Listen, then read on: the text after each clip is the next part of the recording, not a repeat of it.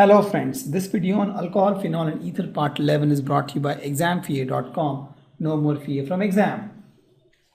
Please pay some attention here, a little complex one. So here you get alcohol from primary amines. Please note, from primary amines only. You get primary alcohol. So what you do is, for example, I have C2H5 NH2. This is my primary amine. You react with HNO2, that is nitrous acid. Nitrous acid, you get C2H5, OH and nitrogen gas and water. This is what you get. This is ethanol. Now, and this reaction is also called diazotization reaction. Here the carbocation is formed and it's SN1 reaction. We'll tell you why. We'll tell you the reaction mechanism. This is SN1 reaction and this is SN1, so it's carbocation form. And to get HNO2, what we do is, we have seen this, we use this NaNO2 and we use this HCl. The product of these is nothing but NaCl plus HNO2. This is what we have seen in the past chapter. Yeah, you get HNO2, nitrous acid. The reaction is pretty complex. Let's see this. This nitric HNO2, if you see, is something like this. Correct? Now, H plus attacks on this. The lone pair of oxygen comes here. So what you get is OH, H, and this guy.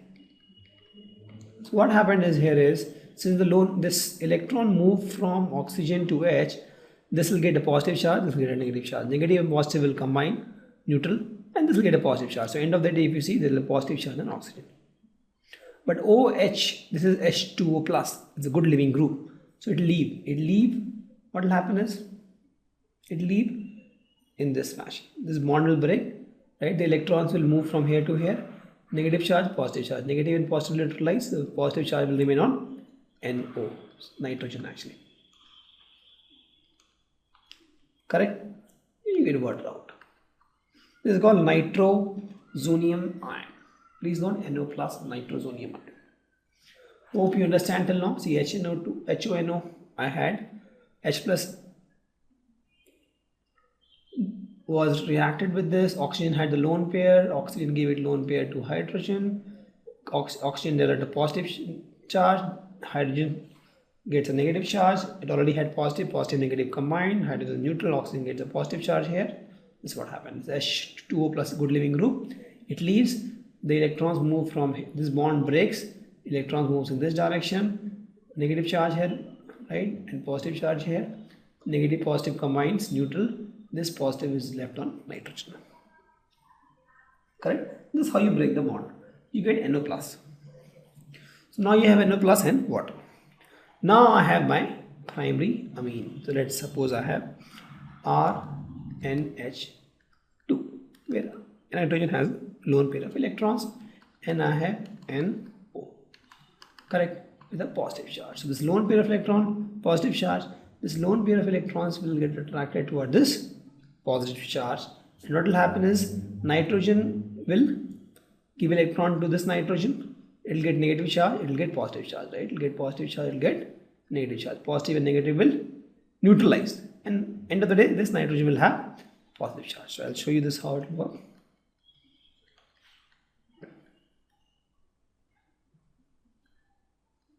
Correct? This is how it will be. And now this nitrogen will get a positive charge. Hope you understood why. Because this lone pair of electron moved from here to here to form a bond. This gets negative, negative and positive cancel, and this gets positive charge here. Correct? So till this it is clear. Now there is a positive charge on nitrogen. We'll do a deprotonation here. We want to get rid of positive charge. I can do a deprotonation easily, directly, or you can have the reaction saying that H2O react and form deprotonation. I'll just do a deprotonation easily. Right? So this bond will break. Right? This bond will break in this fashion: negative charge, positive charge. Negative and positive neutralize, positive will be out, so H plus will come out. So I'll do a deprotonation, so I'll get something like this. Correct? Hope you understood what I did. It had positive charge, this is unstable.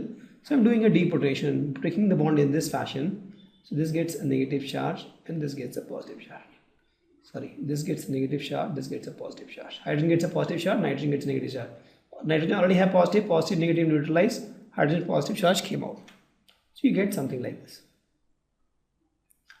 Now we'll see something called tautomerization. Right? So this, now if you see, will go here. This bond will break. See what will happen is, oxygen is electronegative, it will take electron toward itself, slightly negative, slightly positive charge. This hydrogen will become H plus and will attack this oxygen.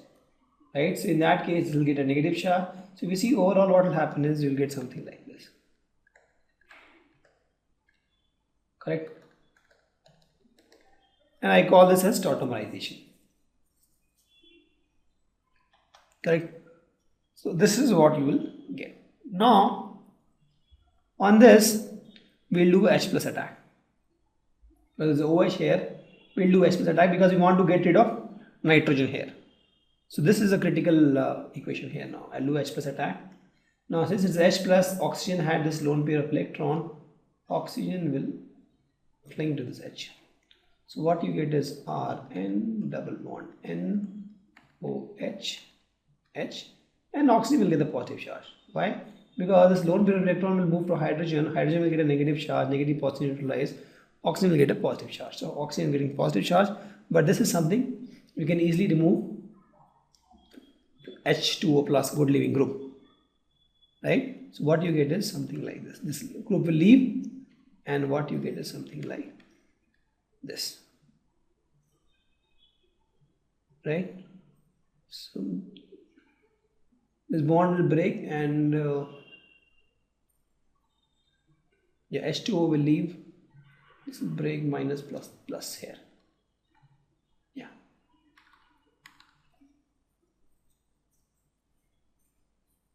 Correct? Or if you want to form a bond here, you can also get something like this. This double bond N. Correct? You move electrons from here to here. Correct? Two electrons move from here to here. This is what you'll get. Now if you see from here, removing nitrogen is very easy. Correct? This bond will break. This electrons will move from here to here. So you get R plus and nitrogen gas. So you remove nitrogen actually. So you get carbocations here. You get R plus here. And once you have R plus, you can easily attack OH minus here to get ROH.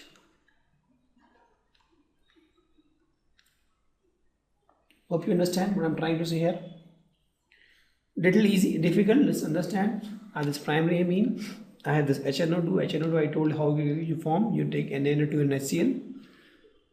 Now what happens is HNO2 reacted with H plus, you get NO plus, nitrogen ion first.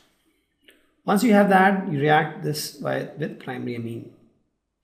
Right? So primary amine, if you see, has a lone pair attracted this positive charge, you form this compound, and then this tautomerization happened, and you get this. Now we want to get rid of N2, so first get rid of OH, add H plus here, it will take this OH out, so this whole H2O is out, so you get something like this. Now it had lone pair, you move in this direction, you get this. Now in this I can easily remove N2. I can easily remove N2, I get carbocation. Carbocation once I have got, I can easily attack with OH minus to get ROH. Correct? So we'll try to understand how to prepare alcohol from Grignard reagent. So here we take aldehyde or ketone. So aldehyde, if you want to form 1 degree or 2 degree, 1 degree I'll form methanol, I'll take, and or ketone if you want 2 degree, and then I'll use Grignard reagent. I'll use in presence of dry ether. I'll get some complex compound. In that I'll add water. With this I'll get alcohol. Correct. So I'd use aldehyde or ketone. Aldehyde for 1 or 2 degree. So for 1 degree I'd use methanol. Methanol actually, or formaldehyde. And 2 degree I can use any other aldehyde. Maybe ethanol, propanol. Ketone I'll use if I want to form 3 degree alcohol. I'll use Grignard reagent in presence of dry ether. I'll get some complex product. I'll add water. I'll get ROH. Correct. So let me show you the reaction mechanism here. So let me take ketone to be a general one. R1, R2, let's suppose. I'm reacting with Grignard reagent RMGX. So we know that this gets negative charge and this has slightly positive charge. This is something we know, Grignard reagent. Oxygen is more electronegative, try to attract electron toward itself. Slightly negative, slightly positive charge. This guy has negative charge. This is positive. So this negative will attack this guy. This is negative, this is positive, it will attack this guy. In presence of dry ether, we don't want any OH minus here. So what you formed is something like this, O MgX, and here you get R. And this is a very unstable, this is called adduct. On this you add H2 water, right? So what you get is, the moment you add water, this MgX OH comes out and this water H is getting added here. So what you get is something like this, plus MgX and OH comes here. So MgX OH is something you get, and this is the output you get. This is the typical reaction for preparation of alcohol. This is alcohol from Grignard reagent. So I took aldehyde or ketone using Grignard reagent, dry ether. I got this complex. On this I add water. I get my alcohol. This is my alcohol. So let's see the preparation of alcohol 1 degree from the Grignard reagent. We told that for 1 degree we'll use only methanol or formaldehyde, right? So let's use this. So we have this methanol actually, or formaldehyde. So when it reacts with RMGX, let's see what happens. This is plus, this goes off, slightly negative, slightly positive. This slightly negative, it will attack this carbon, and this carbon is slightly negative, it will attack this MgX. So what you get is HCOMgX here you get R, and here you get H. This is again adduct.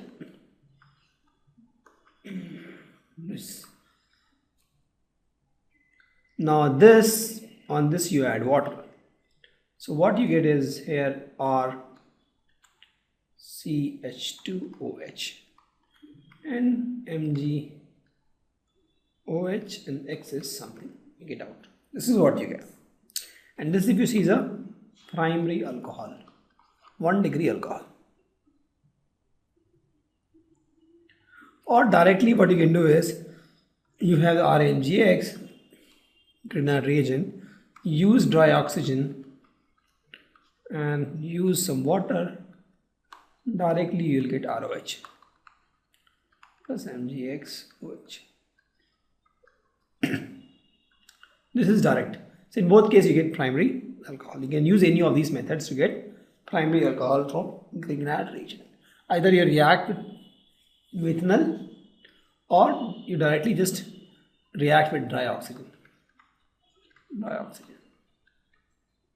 in presence of water. Let's see the same thing for secondary. For secondary, I told we can use any aldehyde other than methanol. Any aldehyde minus methanol. This will give you a secondary alcohol. So let's suppose I have this R1COH. This is my aldehyde. Same reaction, RMGX will use negative charge, slightly positive charge, negative charge, positive charge. This will attack this carbon. This oxygen will attack this MgX part. So what you get is R1COMgX. Here you get R and you get H. This is again adduct. On this you add water. You get RCH2, sorry, RCHOH R dash plus MgX OH. If you see here, this is my 2-degree alcohol. Correct? You can take CH3COH, C2H5CH, you can take anything.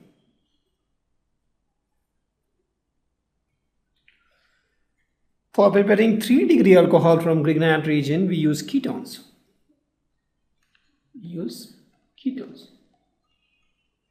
You've seen this example here. Let's take a more specific example. This is a ketone here, and let me react with CH3MgI. The generic example we took past 2-3 slides back, we took this. This is like oxygen is slightly more electronegative, it will get negative charge, it will get positive charge. Here it will have slightly negative charge, the whole thing will have slightly positive charge. This negative charge will attract this carbon, slightly negative charge will is MgI. What you get is CH3, O, MgI, and here you get CH3. And this is adduct again. On that you add water. The moment you add water, you get CH3, 3 places CH3, you get OH, right? This bond will break actually. Bond will break OH plus MgIOH. This is what you get.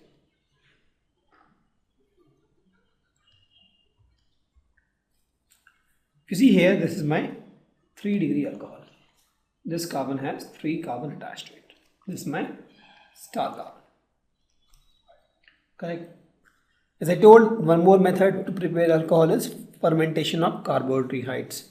So carbohydrates, if you do a fermentation, you get ethanol. This is generally used to prepare ethanol. So I have my C12H12O11. This is my carbohydrate. I put some water and I give some yeast. So I get C6H12O6 plus C6H12O6. This is glucose and this is fructose, which has same structural formula. So I can take any of these now, glucose or fructose. Now I get 2C2H5OH and CO2. This is my ethanol. See, if you see the whole process, there are a lot of things here. See, the first thing is water is added. Why water is added? See, if you don't add water, the yeast cell won't grow, right? See, yeast cell cannot live and multiply in concentrated sugar solution. This concentrated sugar solution, the molasses actually, the yeast cannot grow. So water is added, right? Also, small amount of ammonium sulfate and phosphate is added because there is nothing but food for this yeast. And you also make this whole solution slightly acidic so that other undesirable bacteria don't grow, right? The whole thing is kept in the temperature range of 300 Kelvin plus minus 2-3 degrees actually. So it is in this temperature range it is kept for the fermentation, right? So the enzymes in the invertase enzymes that is present in the yeast, they decompose this sugar into alcohol and it gives carbon dioxide, and this the whole thing takes 2 to 3 days. So if you see the first reaction, you need invertase. In the second reaction, you need gymase. Right? So these are the enzymes that is present in yeast. So yeast has two enzymes. One is invertase, other is gymase.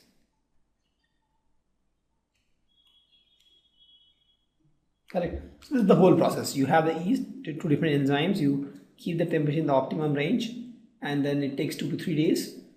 And this invertase converts the sugar into glucose and fructose. The same glucose and fructose is used by gymase to convert into ethanol, and carbon dioxide is liberated out. This is the typical reaction. Now we'll take some numerical. So we have to give the structures in the IUPAC name of the product expected. The first is catalytic reduction of butanol, meth-eth-pro-but. This is my butanol. If I do a reduction using LiLH4, what happens is this becomes CH2OH, right? That's what you have seen. This is gone in this direction, and you add H in both sides. So what you get is OH. You can add extra hydrogen. This is what you get. This is butane 1. Correct. What happened here is this is hydrogen. You add one more hydrogen, so it becomes CH2OH. So if you want, I can add hydrogen here just to make it a little clear.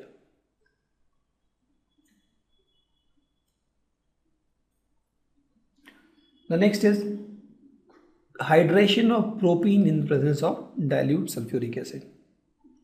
With propene, you can take this bond, double bond, doesn't matter, you'll get the same thing, it's symmetrical. So this is propene. I do a hydration in presence of dilute sulfuric acid. So what happens is, so here if you see the carbocation is formed, and based on the Markovnikov rule, you add hydrogen and oxygen. The Markovnikov rule says that the carbon with the least number of hydrogen will add OH. So here you see this carbon has the least number of hydrogen, right? If you see both the double bond, right? So here you'll add OH, here you'll add H. So what you get is CH3, CH, you add OH here, and here you add H. This is my meth-eth-propane 2-ol. Correct. The next is the reaction of propanone with methyl magnesium bromide followed by hydrolysis. So I have propanone. This is my ketone propanone, methyl magnesium bromide CH3 MgI. Yeah, bromide MgBr. Yeah, methyl magnesium bromide followed by hydrolysis. So if you see in this case, there will be added form, minus, plus, and this will be slightly negative, slightly positive. So this will be attracted here. So what you get is CH3, O, Mg, Br, and C. Right? And then if you add water to it, so you get C, and here you get OH plus Mg, BROH. Correct? This is what you will get. This will be 1,1 dimethyl ethanol. That is what you will get. Thank you. Visit our website examfear.com to watch more and more quality education videos. You can also attempt free online tests that are there in our website. You can also get access to tons of free study materials, and you can also find free tutors and mentors in this website. Thanks a lot for watching.